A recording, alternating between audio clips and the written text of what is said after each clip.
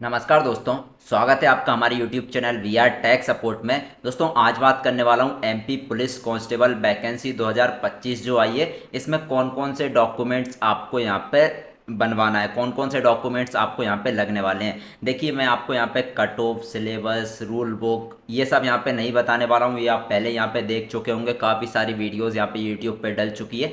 मैं आपको यहाँ पे बताने वाला हूँ, यदि आप यहाँ पे फॉर्म डालना चाहते हैं अपने मोबाइल, कंप्यूटर या फिर किसी नेट कैफ़े से आप जाके फॉर्म डालना चाहते हैं, तो आपको कौन कौन से डॉक्यूमेंट्स यहाँ पे रेडी करके रख लेना है। ठीक है दोस्तों, यदि आपने एक डॉक्यूमेंट्स भी यहाँ पे गलत अपलोड कर दिया ना, या फिर आप यहाँ पे डॉक्यूमेंट्स नहीं बनवा पाए, तो आप जो है इस वैकेंसी में फॉर्म डाल भी देंगे ना, तो कोई मतलब उसमें नहीं रहेगा। ठीक है, यहाँ पे क्लियरली लिखा हुआ है कि आपका यहाँ पे कोई भी लिखित में जो आप देंगे ना करेक्शन के लिए, वो मान्य नहीं होगा।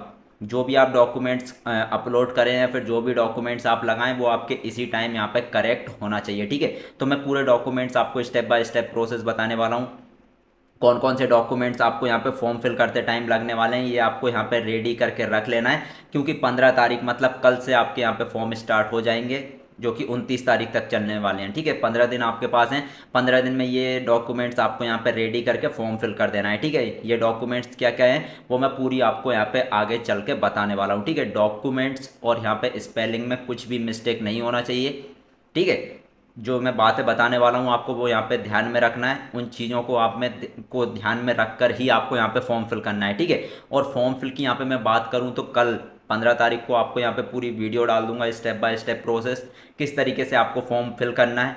एक स्पेलिंग भी मिस्टेक नहीं करना है। एक स्पेलिंग भी मिस्टेक कर दी ना, तो आगे जब डॉक्यूमेंट वेरिफिकेशन में काफ़ी दिक्कत होने वाली है। हो सकता है आपका यहाँ पे पूरा कैरियर भी यहाँ पे ख़राब हो सकता है, और जब आप डॉक्यूमेंट वेरिफिकेशन में जाएंगे तो आपको बाहर कर देंगे एक स्पेलिंग भी मिस्टेक हुई तो। इसलिए एक स्पेलिंग भी मिस्टेक नहीं करना है, ना ही एक भी गलत डॉक्यूमेंट अपलोड करना है। ठीक है, तो पूरी प्रोसेस मैं आपको यहाँ पे बताने वाला हूँ डॉक्यूमेंट की, कौन कौन से डॉक्यूमेंट्स आपको लगने वाले हैं, ये आपको आज रेडी करके रख लेना है। कल जैसे यहाँ पे स्टार्ट होंगे फॉर्म फिलअप, मैं पूरी वीडियो डाल दूंगा, स्टेप बाय स्टेप प्रोसेस किस तरीके से आपको यहाँ पे फॉर्म फिल करना है, आपकी ईएसबी की प्रोफाइल कैसे बनाना है, पहले से फॉर्म डाला हुआ है तो प्रोफाइल एडिट कैसे करना है, पूरी यहाँ पे स्टेप बाय स्टेप प्रोसेस एक एक चीज़ यहाँ पे मैं आपको बताने वाला हूँ। ठीक है, चलिए यहाँ पे देख सकते हैं। ये चीज़ तो आपको यहाँ पे पता चल गई होगी, कितनी वैकेंसी है, क्या क्या है, ये सब तो सारा कुछ आपको पहले से ही पता होगा। ठीक है, जो भी है वो है, आपको फॉर्म डालना है। 15 तारीख से लेकर 29 तारीख लास्ट डेट है। कल यहाँ पे मैं आपको पूरा प्रोसेस बता देता हूँ। बात कर लेता हूँ यहाँ पे डॉक्यूमेंट्स की। ठीक है, डॉक्यूमेंट्स की यहाँ पे मैं बात कर लेता हूँ। ये कुछ 8 7 8 डॉक्यूमेंट्स हैं, ये आपको यहाँ पे रेडी करके रख लेना है। यदि आप घर से ही यहाँ पे आपके मोबाइल, कंप्यूटर या फिर आप किसी नेट कैफे से भी फॉर्म डलवाना चाहते हैं, तो ऐसा नहीं कि आपने यहाँ पे ऐसा नहीं करना कि आपने नेट कैफ़े जाके उन्हीं उन्हीं के थ्रू फॉर्म डलवा दिया। जब आप फॉर्म डलवाएंगे ना, तो आपको इन चीज़ों का ध्यान रखना है जो मैं आज बताने वाला हूँ। ठीक है, जब आप फॉर्म डलवाएंगे तो आपको इन चीज़ों का ध्यान रखना है, मैं जो आपको यहाँ पे बताने वाला हूँ, एक भी मिस्टेक आपको यहाँ पे नहीं करना है। ठीक है, जो डॉक्यूमेंट्स मैं बता रहा हूँ, इसके थ्रू स्कैन करके, मोबाइल से स्कैन करके आप घर से भी फॉर्म डाल सकते हैं, यदि आपके पास कंप्यूटर, लैपटॉप है तो।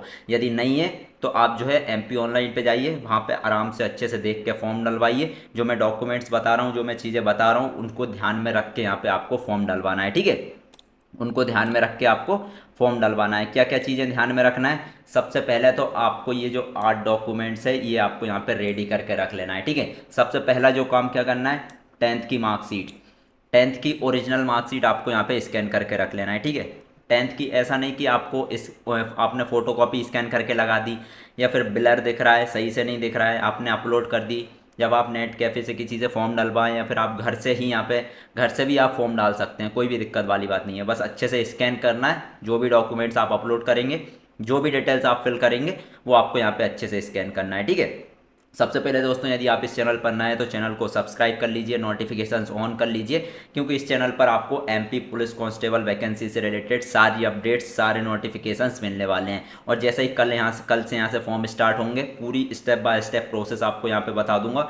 एक भी मिस्टेक आपको नहीं करना है, एक भी गलत डॉक्यूमेंट्स अपलोड नहीं करना है, पूरा जैसे मैं बताऊँगा वैसे ही आपको यहाँ पे फॉर्म फिल करना है। ठीक है, एक भी मिस्टेक अगर गलती हो गई तो आप यहाँ पे बाहर हो जाएंगे, आपका एग्ज़ाम निकल भी गया, फिर आप यहाँ पे कुछ भी एफिडेविट नहीं लगा पाएंगे, बाद में काफ़ी दिक्कत आपको होने वाली है। ठीक है, तो जो भी यहाँ पे मैं बताने वाला हूँ वो आपको देख लेना है। सबसे पहले चैनल को सब्सक्राइब करके रख लेना है। ठीक है, कल जैसे यहाँ पे मैं वीडियो डालूंगा आपके पास नोटिफिकेशन आ जाएगा।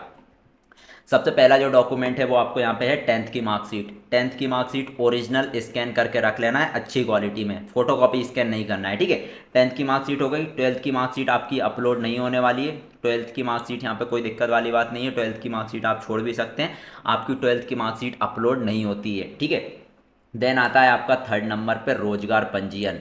रोजगार पंजीयन आपका पहले से बना है, यदि वो एक्सपायर हो गया है, 3 साल के लिए रहता है, यदि वो एक्सपायर हो गया है तो उसको रिन्यू कर लेना है। रिन्यू की वीडियो आपको यहाँ पे चैनल पे जाके जब सर्च में डालेंगे रोजगार पंजीयन रिन्यूअल कैसे करें तो आपके सामने आ जाएगी, उसको देख के आपको रिन्यू कर लेना है। यदि आपका अभी तक रोजगार पंजीयन बना ही नहीं है तो आपको न्यू न्यू प्रोसेस भी आपको देखने को मिल जाएगी चैनल पे, जाके आप देख सकते हैं। न्यू रोजगार पंजीयन भी आप मोबाइल से ही बना सकते हैं, 10 मिनट का काम है, ठीक है। और यदि आपका पहले से बना हुआ है, खो गया है, वो भी मैंने पूरी प्रोसेस डाली हुई है, आप चैनल पे जाके देख सकते हैं, ठीक है। तो थर्ड नंबर पे आपको यहाँ पे लगने वाला है रोजगार पंजीयन। एक्सपायर नहीं होना चाहिए, एक्सपायर हो गया है तो रिन्यू कर लेना है, ठीक है। 2 महीने का टाइम मिलता है, रिन्यू आप कर सकते हैं। यदि यदि आप 2 महीने से ज़्यादा हो गए तो न्यू बना लेना है, ठीक है।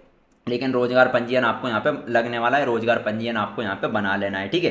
रोजगार पंजीयन में भी आपको यहाँ पे एक चीज़ याद रखें, जो डिटेल्स है वो आपकी यहाँ पे करेक्ट कर लेना है, क्योंकि रोजगार पंजीयन जो बनता है वो समग्र आईडी से बनता है। तो सबसे पहले यदि समग्र आईडी में आपका नाम वगैरह, father's name, date of birth गलत है तो उसको सही करा लें, उसकी केवाईसी करा लें, 24 घंटे में केवाईसी हो जाती है। देन उसके बाद है जो है वो रोजगार पंजीयन बनवाएं, क्योंकि समग्र आईडी से ही आपकी डिटेल्स लेता है रोजगार पंजीयन जब आप बनाते हैं तो, ठीक है।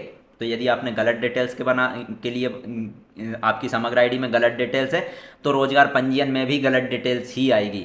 इसीलिए रोज सबसे पहले समग्र आईडी अपडेट करें, उसके बाद समग्र आईडी की केवाईसी करें, उसकी वीडियो भी मिल जाएगी चैनल पे। ई के वाई सी के बाद आप रोजगार पंजीयन बनाएं या फिर रोजगार पंजीयन अपडेट कर लें तो आपकी रोजगार पंजीयन में भी जो डिटेल्स है, नाम, date of birth, father's name वगैरह सही रहेगा, ठीक है। तो रोजगार पंजीयन आपको लगने वाला है, ठीक है, रोजगार पंजीयन वाला ने बना लेना है। फोर्थ नंबर पे आपका यहाँ पे लगने वाला है आधार कार्ड अपडेट वाला।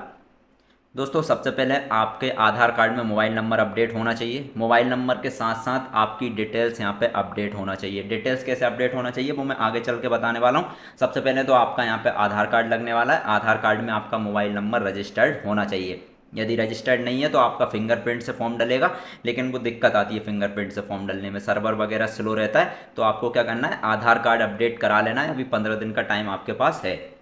देन आपका यहाँ पे लगने वाला है कास्ट सर्टिफिकेट। यदि आपकी कैटेगरी ओबीसी, एसटी, एससी है तो आपको कास्ट सर्टिफिकेट ओरिजिनल लगने वाला है, ओरिजिनल आपका यहाँ पे अपलोड होने वाला है। तो ओरिजिनल नहीं है तो अस्थायी जाति प्रमाण पत्र बना सकते हैं, वो 6 महीने के लिए वैलिड रहता है, ठीक है। तो यहाँ पे यदि आपके पास कास्ट सर्टिफिकेट है ओबीसी, एसटी, एससी कैटेगरी में तो आपको कास्ट सर्टिफिकेट ओरिजिनल स्कैन करके लगाना है, ना कि फोटो कॉपी, ठीक है। कास्ट सर्टिफिकेट ओरिजिनल स्कैन करके लगा देना है, ठीक है। अब बात करें ईडब्ल्यूएस की, यदि आप ईडब्ल्यूएस कैटेगरी से हैं, ईडब्ल्यूएस से फॉर्म डालने वाले हैं तो ईडब्ल्यूएस वाला जो सर्टिफिकेट आपको चाहिए वो लेटेस्ट वाला चाहिए, 2025 वाला। आपको पता ही होगा ईडब्ल्यूएस सर्टिफिकेट जो रहता है वो 1 साल के लिए वैलिड रहता है, तो आपको जो है वो लेटेस्ट 2025-26 वाला आपको यहाँ पे ईडब्ल्यूएस सर्टिफिकेट लगवाना है। ऐसा नहीं कि आपने एक्सपायर पुराना वाला लगा दिया, ठीक है। तो ईडब्ल्यूएस कैटेगरी से यदि आप हैं तो ईडब्ल्यूएस नया बनवा लें या फिर उसको रिन्यू करा लें, 2025-26 उसका लेटेस्ट ईयर होना चाहिए। देन 6th नंबर पे लगने वाली है आपका यहाँ पे क्या, 10th marksheet and Aadhaar card match. ये क्या है 10th marksheet and Aadhaar card match. दोस्तों जब आप फॉर्म डालेंगे ना, जब आप फॉर्म डालेंगे तो आपको एक चीज़ की दिक्कत आने वाली है। सबसे पहले जब आप फॉर्म डालेंगे तो आपको एक चीज़ मैच कर लेना है, आपकी 10th की मार्कशीट में आपका नाम, फादर्स नेम और डेट ऑफ बर्थ, ये तीनों चीज़ आपके आधार कार्ड में जो नाम, डेट ऑफ बर्थ और फादर नेम है उससे मैच होना चाहिए। यदि मैच नहीं हो रही है तो आपको फॉर्म डालने में दिक्कत होगी और आगे डॉक्यूमेंट वेरिफिकेशन में काफ़ी दिक्कत होने वाली है। इसीलिए सबसे पहले 10th की मार्कशीट में आप 10th की मार्कशीट और आधार कार्ड, 10th की मार्कशीट और आधार कार्ड में आपका नाम, फादर्स नेम और डेट ऑफ बर्थ मैच कर लें। एक स्पेलिंग भी मिस्टेक नहीं होना चाहिए, एक स्पेलिंग भी मिस्टेक है ना तो उसको सही करा लेना है। सही कैसे कराना है, जैसे आधार कार्ड में आपकी 10th की मार्कशीट में तो नाम वगैरह सही है, यदि आधार कार्ड में गलत है तो आधार कार्ड अपडेट करा लेना है। अभी आपके आधार कार्ड 5-6 दिन में अपडेट हो जाता है, आपके पास 15 दिन का टाइम है, ठीक है। आधार कार्ड आपको अपडेट करा लेना है, उसके बाद ही आपको यहाँ पे फॉर्म डालना है, ठीक है। नाम, फादर्स नेम और डेट ऑफ बर्थ, ये तीनों चीज़ मैच होना चाहिए। मदर्स नेम से यहाँ पे कोई भी दिक्कत वाली बात नहीं है, ठीक है। गलत है तो आपको अपडेट करा लेना है, ठीक है। सेवन्थ नंबर पे आपका यहाँ पे लगने वाला है passport photo with name and date. बहुत सारे स्टूडेंट्स क्या करते हैं, पासपोर्ट फ़ोटो कोई भी लगा देते हैं, ना उस पर नाम लिखा रहता है ना ही उस पर डेट लिखी रहती है, बस अपलोड कर दिया, उनका फॉर्म यहाँ पे आगे जाके रिजेक्ट होता है या फिर डॉक्यूमेंट वेरिफिकेशन में दिक्कत आती है। क्योंकि जो आप फोटो यहाँ पे अपलोड करेंगे ना, जब आप डॉक्यूमेंट वेरिफिकेशन में जाएंगे आपका सिलेक्शन हो जाएगा, आप फिजिकल के लिए जाएंगे तो आपको सेम फोटो लेके जाना पड़ेगा जो आप यहाँ पे अपलोड करेंगे वही, ठीक है। तो आपको क्या करना है, पासपोर्ट फ़ोटो न्यू निकलवा लेना है। न्यू कैसे निकलवाना है, पासपोर्ट फ़ोटो न्यू निकलवा लेना है, पीछे वाइट बैकग्राउंड होना चाहिए। वाइट बैकग्राउंड के साथ साथ जो आप पासपोर्ट फ़ोटो निकलवाएंगे उसके नीचे आपको नाम, आपका नाम और जिस भी तारीख को आप आपका फ़ोटो निकलवा रहे हैं वो डेट आपको डलवाना पड़ेगा। आपका नाम और डेट आपको डलवाना पड़ेगा। नोटिफिकेशन और रूल बुक में क्लियर लिखा हुआ है आपका नाम और डेट मेंशन होना चाहिए, यदि नाम और डेट मेंशन नहीं है तो आपका फॉर्म यहाँ पे रिजेक्ट हो सकता है, ठीक है। तो जब आप पासपोर्ट साइज़ फ़ोटो निकलवाएंगे, ऐसा नहीं कि पासपोर्ट साइज़ फ़ोटो पुराना ही लगा दिया और उस पर नाम वाम वगैरह चेंज करवा के लगा दी। पासपोर्ट फ़ोटो न्यू निकलवाना है, 3 महीने से पुराना नहीं होना चाहिए, 3 महीने लेटेस्ट होना चाहिए। उस पर नाम और आपका जो जिस भी तारीख को यहाँ पे आप फ़ोटो निकलवा रहे हैं पासपोर्ट, वो डेट आपको यहाँ पे डलवा लेना है, ठीक है। ये पासपोर्ट साइज फोटो को होगा। देन आपका यहाँ पे लगने वाला है ईएसबी टेम्पलेट कैसे फिल करें। अब जो ईएसबी टेम्पलेट रहता है, सबसे पहले तो आपको इसका स्क्रीनशॉट ले लेना है, ये डॉक्यूमेंट्स आपको यहाँ पे रेडी करके रख लेना है, ठीक है। अब यहाँ पे बात कर लेता हूँ ईएसबी टेम्पलेट, ये जो 8th नंबर का है ईएसबी टेम्पलेट कैसे फिल करें। मेन रहता है जब आप फॉर्म फिल करेंगे ना, कल मैं आपको पूरी वीडियो डाल दूंगा स्टेप बाय स्टेप प्रोसेस, उसमें से सारा कुछ बता दूंगा, लेकिन आपको सबसे पहले ये जो ईएसबी टेम्पलेट है ये आपको रेडी करके रख लेना है। अब ये ईएसबी टेम्पलेट क्या है, ईएसबी टेम्पलेट आपको ये वाला टेम्पलेट रहने वाला है। ये कहाँ से मिलेगा, सिंपल गूगल पे डाल देना है ESB template PDF. ESB template PDF जब डालेंगे पहली वेबसाइट ही खुलेगी, इसी पे खोल लेना है। ये आप जैसे ही खोलेंगे ये आपके सामने आ जाएगा, इसको आपको फिल करके रख लेना है। ये जब आप ऑनलाइन फॉर्म फिल करने जाएंगे या फिर घर से ही आप यहाँ पे ऑनलाइन फॉर्म फिल करेंगे तो आपको ये वाला यहाँ पे लगने वाला है, ये वाला टेम्पलेट आपको लगने वाला है। अब इसको फिल कैसे करना है, चलिए यहाँ पे बात करता हूँ। सबसे पहले तो इसका आपको प्रिंट निकलवा लेना है कहीं पे भी जाके, फोटोकॉपी या फिर नेट कैफ़े से जाकर प्रिंट निकलवा लेना है। प्रिंट निकलवाने के बाद जो आप फ़ोटो यहाँ पे लगाएंगे, सबसे पहले तो आपको यहाँ पे फ़ोटो आपका लगा देना है, ठीक है। फ़ोटो कौन सा वाला लगाना है, फ़ोटो आपको यहाँ पे लगाना है जो आप यहाँ पे निकलवाएंगे ना, लेटेस्ट नाम, लेट उस पर आपका नाम लिखवाना है फ़ोटो पे, पासपोर्ट साइज़ फ़ोटो पे वाइट बैकग्राउंड के साथ होना चाहिए।